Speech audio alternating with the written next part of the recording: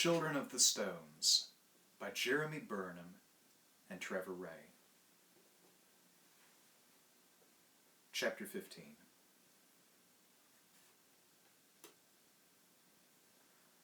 Outside, the villagers were staring up at the house, transfixed by the pillar of light that poured down into the top room, and by the dying animal cries that came from it.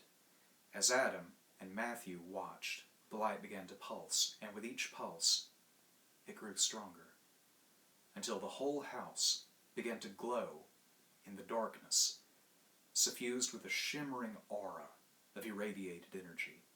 A confused murmur came from the villagers, and they started to back away in panic. Margaret and Sandra remained where they were, staring at the house as if hypnotized. Adam turned, grabbed Margaret's arm, and started to pull her away. "Come on, Matt, you take Sandra."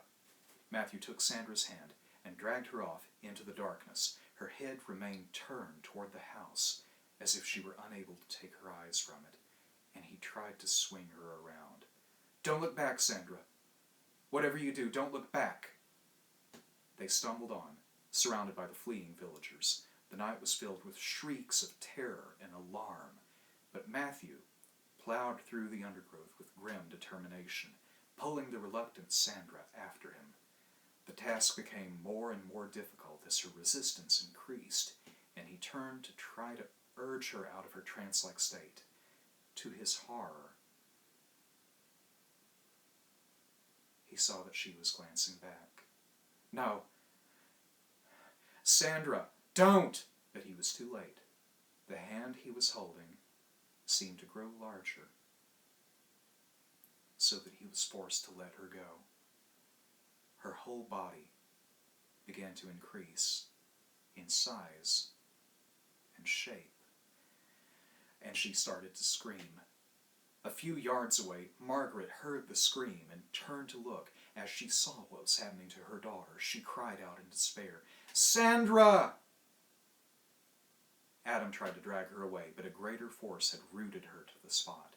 He, too, was forced to let go as her silhouette grew and began to petrify.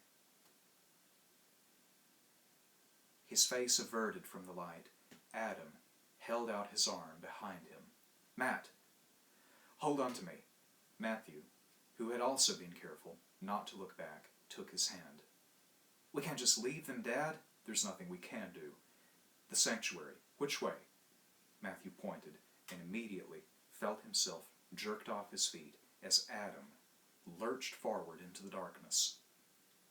The grip on his hand grew tighter and tighter as they pounded on and on together, stumbling, falling, panting for breath, until the agonized cries behind them became faint, barely audible echoes. They passed the place where they had seen Di's body, and Matthew noticed that even the low boulder had disappeared.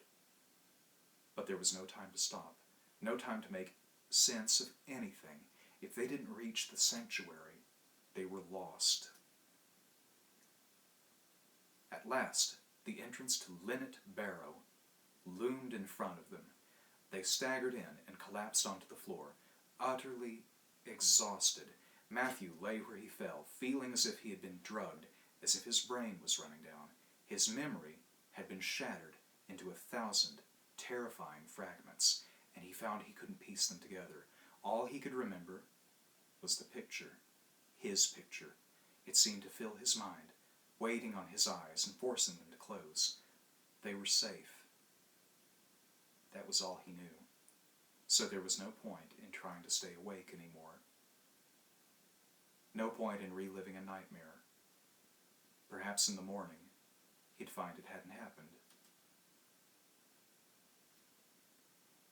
But when he awoke, he found himself in the middle of another nightmare, or rather, daymare, for sunlight was streaming in through the barrow entrance.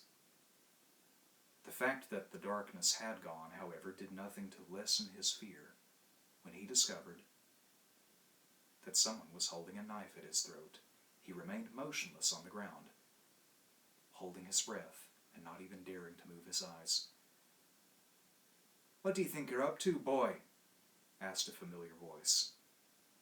Matthew ventured a glance sideways and gasped with relief. "Di! It's you! You're alive!" "Alive? Course I'm alive. Thought I was dead, did you? Thought I wouldn't need my home anymore?" Matthew struggled up into a sitting position. Di was crouched beside him, holding a motley collection of wicked-looking knives. Or was it Di? There was something different about him. Gone was the filthy raincoat, its place taken by an equally filthy seaman's jacket. And the harsh Welsh lilt was absent. This man spoke with a bad-tempered whine. Yet the face was the same, and the suspicious expression an exact replica of the one that had greeted him when he crawled out of the hedge after being knocked off his bike. Perhaps this was another test, to see if he could be trusted. He decided to give the answer which had seemed to satisfy the old man when they first met. "You nutter. What did you want to give me a fright like that for?" But this time, Di seemed far from satisfied. He continued to hold the knife pointed at Matthew's chest. "I asked you a question, boy. What do you think you're doing here? We came because it was safe." "Safe? What is this? Some kind of riddle?" "You know it is, and you gave us the answer." "No time for riddles," said Di crossly. "Got work to do. All those knives, see? Got to keep 'em sharp." For the first time, Matthew noticed that the sanctuary, too, looked different. There were no rabbits or pheasants. Even the hooks seemed to have disappeared, and a strange-looking contraption stood in the corner. "What's that?" he asked. "That? My grinder, of course. Seen it often enough before." "Where did you get it?" "Belonged to my father, it did, and his father before him." Matthew frowned. "But what's happened to all the rabbits and pheasants?" "Rabbits? Pheasants? You all right, boy?" Di peered at him, wary and hostile. "You are Di." Matthew was becoming more and more confused. "Pretending you don't know me now, is it?" "Off you go. Take your father with you." He moved aside, and Matthew saw that Adam was asleep on the ground a few feet away. He scrambled to his feet and shook him awake. "Dad!" Adam sat up at the start and stared around the barrow, bewildered. "It's Di." "Di? You met before, remember? He came to the cottage the day after you found me with the bandage across my head." "Get back home, Professor," said Di belligerently, "and leave me to my work."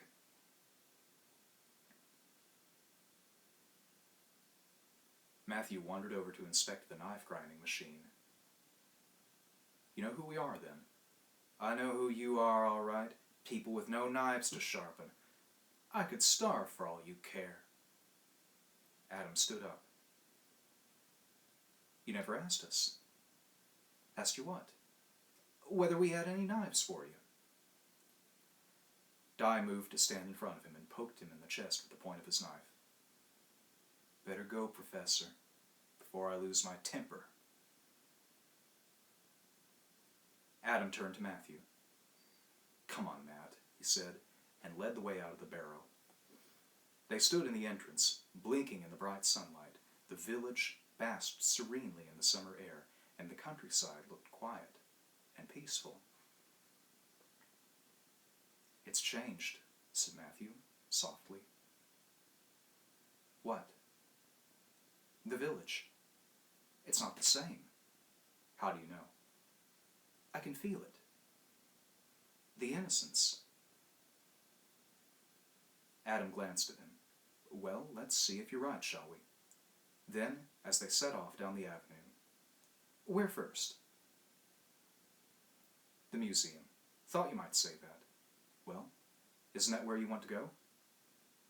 Could be.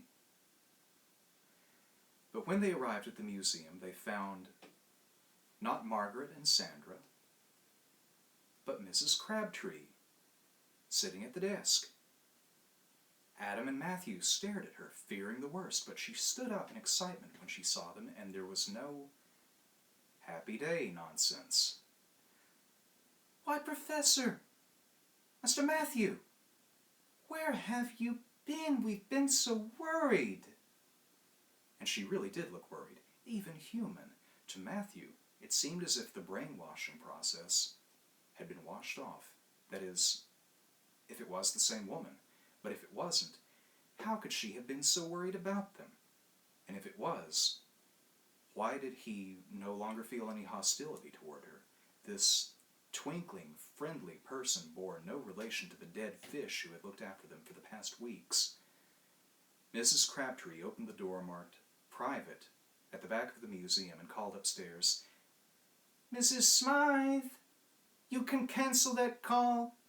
They're back, safe and sound. There was a loud yelp of delight and the sound of someone clattering downstairs. Mrs. Crabtree turned to Adam. Your car was still there this morning, outside the cottage, luggage and all. We couldn't think where you'd gotten to. Oh, worried to death we were. Margaret appeared at the bottom of the stairs, rushed into Adam's arms and hugged him as if she never wanted to let go of him again.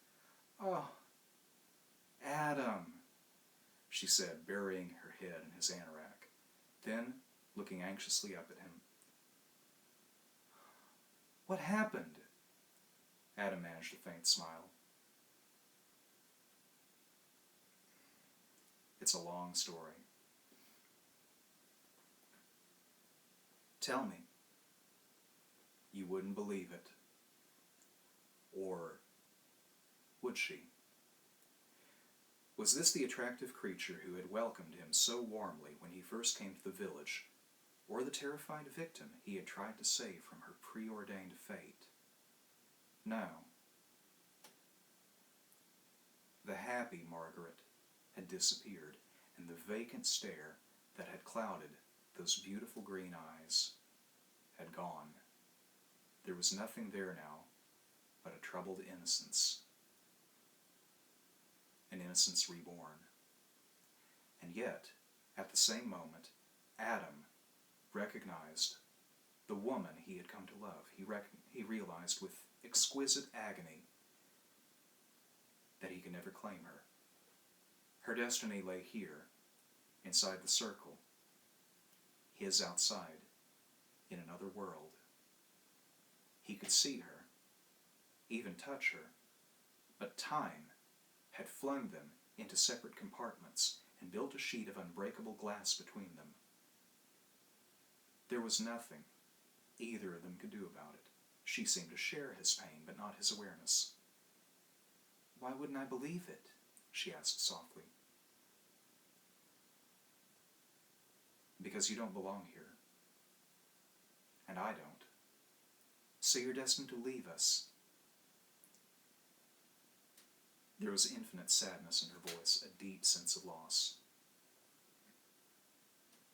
If we can. She didn't understand, but tried bravely to hide her misery. I'm glad we held such a hold on you. Yes. You'll never know how near we were to staying. Well, she said, offering her hand. It's been nice. For me too. Adam covered her hand with his and kept hold of it so long that she had to make a conscious effort to break away. She turned to Matthew. Goodbye, Matt. Bye, he said, uncomfortably aware of the inadequacy of his reply. He had never been very good at farewells, and this one was particularly awkward. He, too, knew they'd never see each other again. Sandra will be furious she missed you, Margaret went on. She wanted to thank you for helping her with her homework. Really, Yes. I don't know how she'll manage without you. According to her, you're the best in the class. Matthew glanced at Adam in relief. So things were back to normal. Adam grinned. The others must be very backward. He gave her hand a final squeeze and jerked his thumb at Matthew, who followed him out into the street. Neither of them said a word on their way back to the cottage. Matthew, realizing what a wrench the parting had been for his father, left him alone with his thoughts. This wasn't easy, as it meant keeping his growing apprehension to himself. Suppose their car wasn't there. Suppose it wouldn't start. Suppose when they reached the edge of the circle, the same thing happened again. But the car was there, and it did start. Two fears that proved to be unfounded. But what about the third? As they passed Highfield House, Matthew saw that there was an estate agent's for sale sign standing by the gate. Dad, look. Adam brought the car skidding to a halt and frowned at the board. Take a look? Matthew shrugged. It would postpone the dreaded moment when they had to pass through the circle. Okay.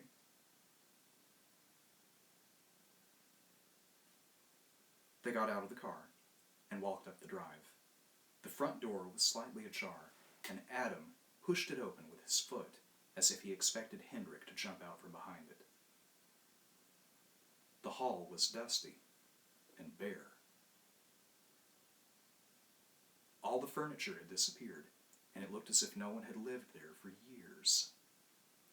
Cautiously, they entered and started wandering around, their footsteps echoing on the floorboards. It was hard to believe that only yesterday, or was it yesterday?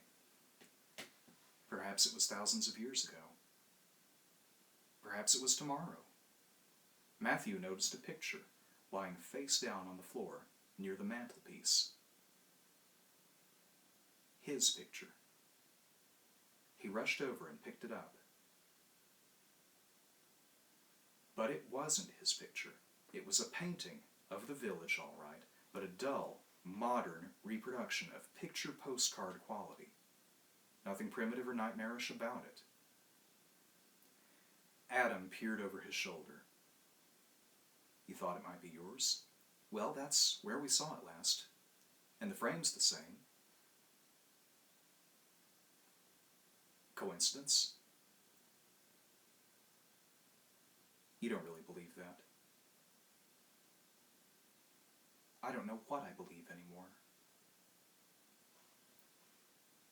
Sir Joshua Lytton, said a voice from somewhere above them. They whirled around in alarm to see a man standing at the head of the great staircase. His face was hidden in shadow, and all they could make out was the tall, lean figure dressed in a light gray overcoat. I beg your pardon. Adam moved toward the foot of the stairs. As the man moved down toward him, revealing his face, Matthew gasped. It was Link. Or someone like Link, less suave, a mustache, and a slight country burr in his voice. Sir Joshua Lytton, Adam Brake. The man stopped and stared at him. Mr. Hardcastle sent you? Wrong again, I'm afraid. Who's Mr. Hardcastle? The estate solicitor. My name's Link. Matthew's heart jumped, but Adam remained calmed. Ah, he said, as if he had never heard the name before. Manager of the estate, you're not a prospective purchaser. No, we used to know the previous owner. Thought we'd drop in for old time's sake, but if we're trespassing... Please! Link waved his arm expansively. Look around if you want to. I'm expecting a client at any moment. Sir Joshua, you know him too? He's not by a chance an astronomer. Astronomer? Whatever gave you that idea? No, he's an eminent psychiatrist. I understand he intends to retire shortly. I see. Between you and me, I think this is just the sort of place he's looking for. Adam looked around at the oak-paneled walls. Yes, it's certainly a beautiful house. And full of memories for you, I expect. Matthew gazed at him, wondering whether any double meaning was intended. But the polite smile seemed to contain nothing but casual interest. Memories, Adam was saying. Yes, it's full of those. He moved to the door. Well, thank you, and goodbye. Goodbye. For just a moment, Matthew thought he had detected a gleam of animosity in the man's voice, but no, he must have imagined it. This practical man of the world had nothing in common with the sinister butler, except the name. He turned and hurried out. Back in the car, Adam gave Matthew's knee a reassuring pat. Well, here goes. Just take it easy, Dad, said Matthew nervously. Right? Slow but sure. They drove at 10 miles an hour out to the edge of the circle. 100 yards from the point where the road passed through the stones, Adam slowed even more, and they crawled slowly toward the open countryside. Matthew swallowed and shut his eyes, unable to look. He started counting to himself, calculating by the time he reached 50, they would either be safe or they were trapped there forever. But he had only got to 36 when Adam nudged him. All right, you can look now. Matthew opened his eyes and sighed with heartfelt relief. The circle was behind them, and they were driving down the main road, gathering speed. They had made it. At the top of the hill, Adam stopped the car, and they looked back at the village lying sleepily inside the stones. Was that really the Milbury they had visited? Was that their cottage? That the schoolroom? And that the museum? And what was harder to believe, that the nightmare had taken place there, or that it hadn't? Did it happen, Dad? Asked Matthew softly. Or didn't it? Adam shook his head. I don't know, Matt. I just don't know. Perhaps there was another circle, besides the stones. What? Time? Perhaps that was circular too. You mean, it may happen again someday. It may already be happening, said Matthew thoughtfully, to the people inside the time trap. Adam grinned. You want to go back and see? What I want is a sandwich. Don't tell me. Peanut butter, strawberry mousse, pickled cucumbers, golden syrup. He let out the handbrake and the car rattled off down the other side of the hill.